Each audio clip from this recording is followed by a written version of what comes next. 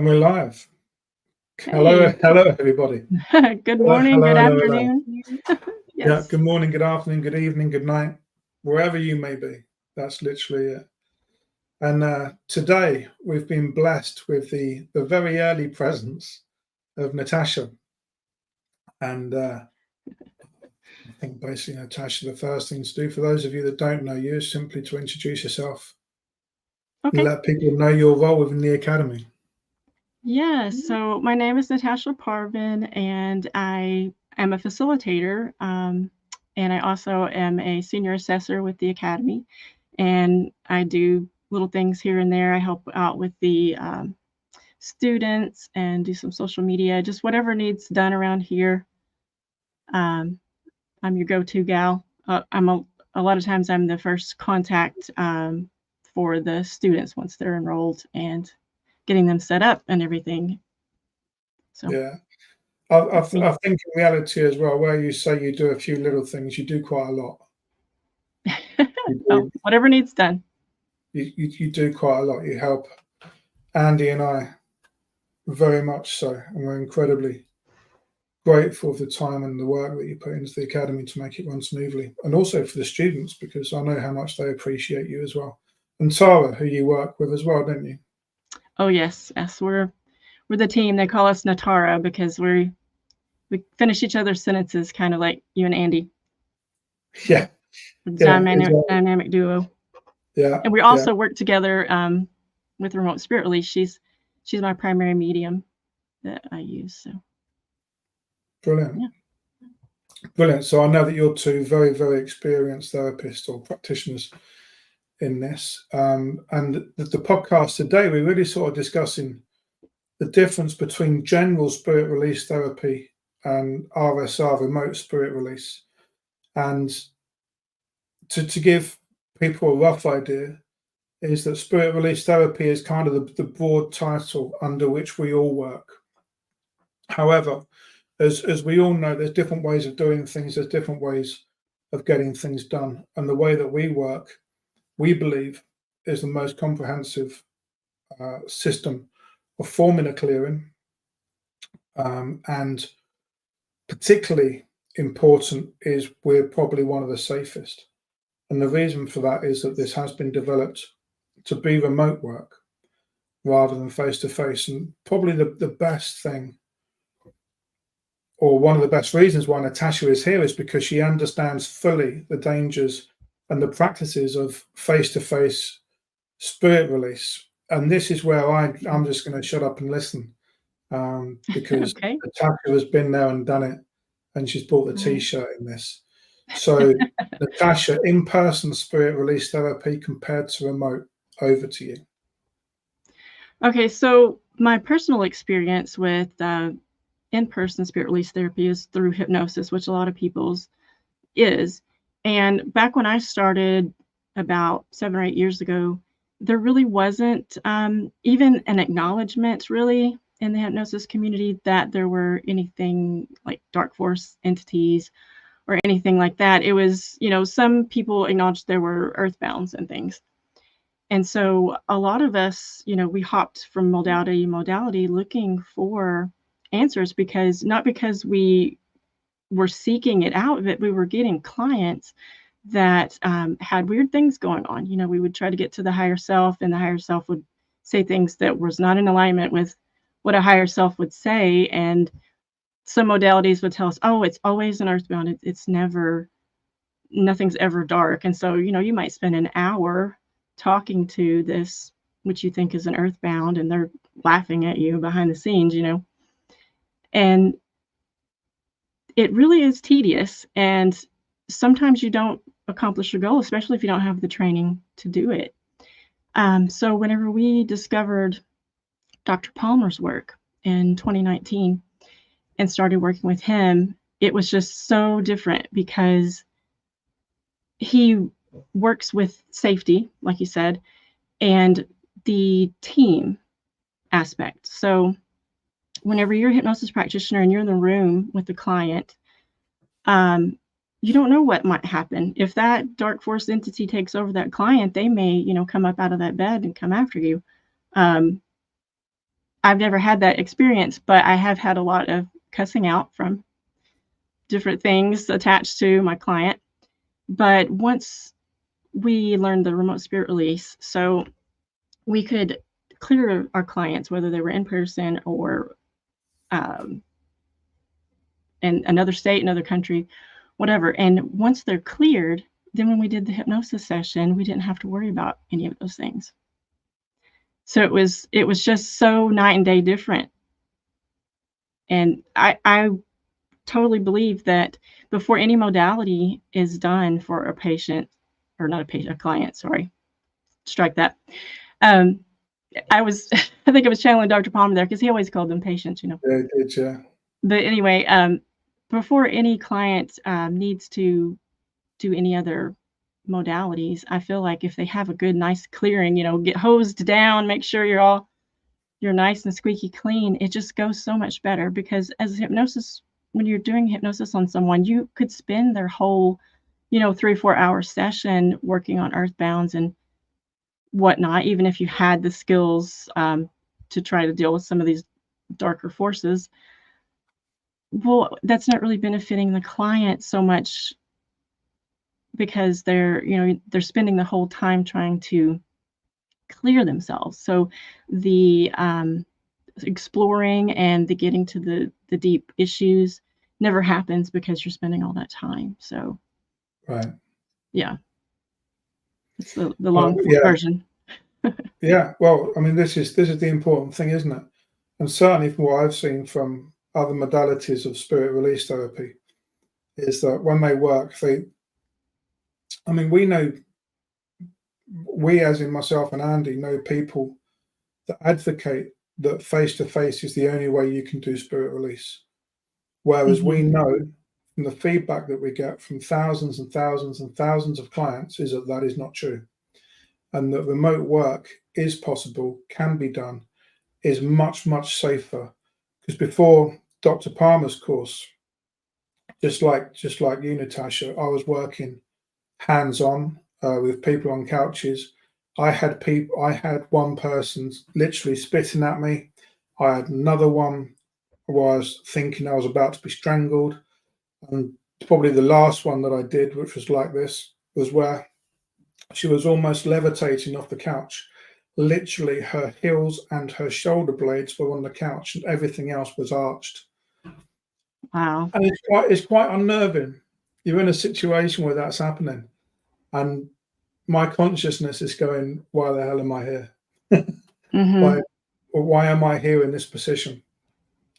And then, of course, you learn so easily a protocol that works very well. It dots the I's, it crosses the T's. It means that you're protected in the physical world because we don't have that client who's got the attachments or possession sitting in front of us. And it means that we can connect energetically, which of course is what we're trying to clear. We're trying to clear energy. It's not physical stuff we're clearing, it's the energy. So there's no reason at all why remote spirit release shouldn't be effective, easy to do. And it also means that you can work with clients all around the world because they don't have to come to your practice, which makes a huge difference. So one of the things where you come from, Natara, and Natara, see, I'm used to calling you Natara. One of the things one of the things obviously from you, Natasha, is that you have this hypnosis background. Am I right in saying that Tara has that as well? Yes, absolutely. Do you think that's important for someone coming into this field, whether it be a facilitator or a medium, to have that certification, qualification, knowledge? I think it really helps. For one, you understand the need, because most of the hypnosis practitioners that have become RSR practitioners, they have had that, the experiences that I spoke about, and they need answers on what to do about them. And from the safety perspective, they understand that, if they're in a room with someone, even if it's over Zoom or something, they, if the client's by themselves, you don't want some crazy things happening if they have DFE attachments. If they're clear, they have a much better chance of not having anything crazy happening. So you want to always be protective of your client.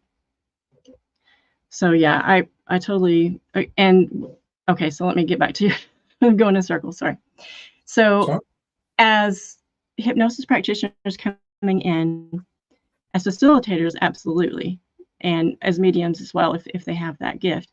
But it really helps because they have the experience of what clients need as well, and they know how to speak with clients, because facilitator is really the point of contact before the session and after the session for the most part for the clients. You want to make sure that everything is covered, that they have everything they need if they have questions afterwards and all of that. And the hypnosis practitioner is used to all that, and they have the patience. Let's just put it that way. A lot of hypnosis practitioners do long sessions if they're doing like past life regression and things like that. So they have the attentiveness, and they can, they're used to working with someone in a trance state. And when you're a facilitator, you're working with a medium in a trance state. So I have a lot of confidence in hypnosis people coming in that they have that skill set that we really need. That can be developed, but experience is the best teacher. completely agree with that. But also, we do have facilitators coming through without that experience as well, don't we? Oh, yes. It's an attitude, and it's a what would be the word? I know we use the word calling a lot, but I think it has to do with what you're feeling on the inside. So okay.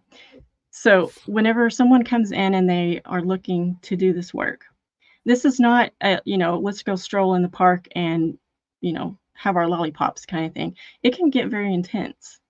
And so the type of person that would be drawn to do this is someone who is very determined not to be deterred from the work, because it can be really tough on some days, but the rewards in the end, because when you get the feedback from the client, from how much better that they feel and how they can see things in a different light, it's just, there's nothing like it. So when you're drawn to this, it's someone that can ride that roller coaster and not be thrown off and into another direction and off onto something else. This is kind of like a lifetime thing. Once you get in, you're hooked. It's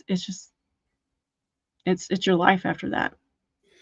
Well, yeah. I mean, what a phrase. Once you get in, you're hooked, and then it's your life. Yeah. But that is how we see it, though, isn't it? That is exactly how we see it.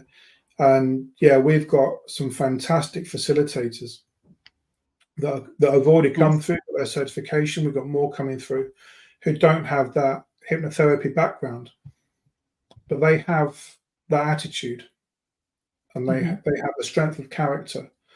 And even, I can think of one or two facilitators that are very, very gentle, soft souls. Yet when it comes to the work, there is confidence in the team. There is an attitude to protect the one you're working with, because you're being protected by them as well. And they fit together so well. So this is not a kind of one size fits all kind of course that we run. If you hear the calling, you're already finding your fit, I think. And then it's just a bit of training, quite a lot of training in reality. Bit of training, going through the process, and then experience. As you say, the phrase experience is the best teacher. Getting out there, knowing that you've got a support structure completely surrounding you, people that you can call on, and that's then when you become sort of the expert within your field, isn't it? Yes. The support structure is very important. And, I like what you said about, even a soft-spoken person will fiercely protect the medium. And that's what I like to see, especially when I'm interviewing facilitators. I'm kind of looking to see their, because, I can totally understand people wanting to work on their own, and there's other modalities that can do things on their own, and if that's how a person wishes to work, that's fine. But for this, it takes a person that really likes that team and likes the how we take care of each other, because that's really the safest way to work. You don't want to step out into a snowstorm on your own. You want to have, your pack with you. You want to make sure that everyone gets where they're going safely. And so I really feel like, just as Dr. Palmer did, he talked about, people do all kinds of things, and he's seen all kinds of things, but the team, that's what he found and he put together, that was really the most important aspect, because you're keeping each other safe, you're keeping each other on track, and you're making sure everything gets done. And so that's really a vital thing. You can't skip that part. Yeah, and there's a huge strength in community. There's a huge strength in working together with someone. Mhm. And if anybody hasn't seen Dr. Palmer on YouTube, go and have a look at him and see how passionately he talks about this work, and in particular how he talks about the importance of the team. And when we talk about the team, we have a minimum of three. We have the facilitator, we have the medium, and we have the spirit guide. So these are all Mhm. acknowledged by Dr. Palmer, by ourselves. We know that the team, well, we know it works because we've seen it. We've heard Andy and other people talk about the 1,000 recorded cases with Dr. Palmer. I came in at about 350 when I first started working with Dr. P. And I saw a Facebook reminder that I put on my thread years ago. We've just hit 500 Mhm. cases. And we doubled that. We absolutely doubled that. So it works. And when you have other people sort of commenting on what we do who don't know what we do, and we get that fairly regularly as well, it's important that people understand that when we do a clearing, we're working on multiple layers of energy. Very often in spirit release therapy, someone will just do EBs, earthbounds, and they will call that SRT, which of course it is. When we do SRT, we do it remotely, and personally, when I work, I do another 19 levels. Mhm. And Yes. this is how we create that word sovereignty, which is what we're all about, creating that sovereign energy, creating the energy that is pure and self-owned without interference. And I think that's the big thing. It's not just about the actual spirit release section of what we do. It's about maintaining and helping people to understand a sovereign energy, a sovereign body. And this is where we're going. It's the academy, of course, is about education. The academy, of course, is about training good quality professional practitioners coming through. Of course, it's about that. But it's also about helping people understand the very basics of psychic protection, the very basics of psychic ownership and energy ownership, and the fact that you can really, really improve your own sovereignty on your own. And outside of that, there's us. And this is what we do. And we come in teamed up, tooled up, ready to go, That's down in right. the trenches. And then one clearing later, there'll be a positive reaction, but not all reactions to clearings are positive. Some of them do feel that there is a sort of disbalance in energy, and that, of course, is a whole new podcast which will be coming up. Yeah. But just as you're used to having something around you, if you're used to having an energy around you and then it's cleared, you're going to feel the crisis of that clearing. They call it the healing crisis. And it's just as your energy is settling down into the sovereign you, and then you're getting used to that. So everything that we do is to look and to clear the negativity side and enhance the positive. So, Natasha, if people want to get in touch with you and have a chat with you and Tara about a clearing, how would they do that? Well, all right, they could get on our websites. It's just our names, natashaparvin.com or taraable.com. We figured that was the easiest way to find us. And you can book with either one of us and just have a look. We have other things that we do on there as well if you want to, have a peek around. But yeah, So easy peasy. I'm just going to pop you on the message.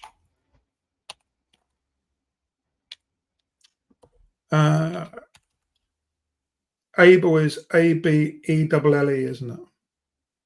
A-B-E-L-E. Ellie. And for those of you that might be thinking, I'm actually sitting in Andy's chair at the moment, in Andy's office. Is that why you're a little shorter today?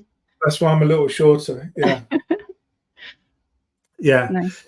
So I've just pressed something on Andy's computer and something's come up. I don't really know what it is.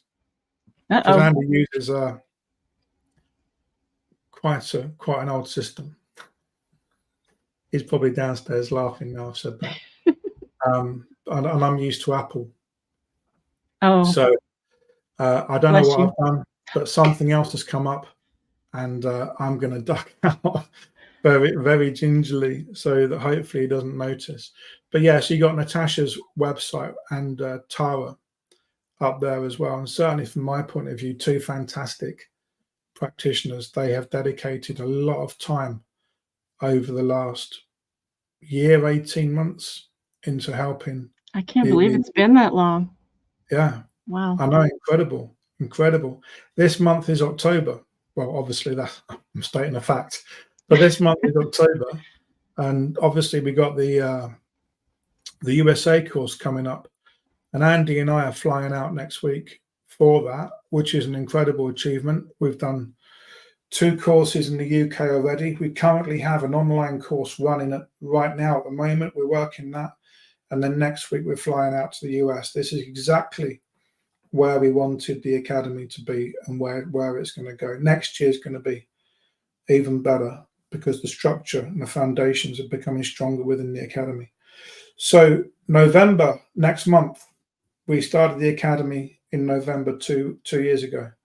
Last November, we ran our very first course.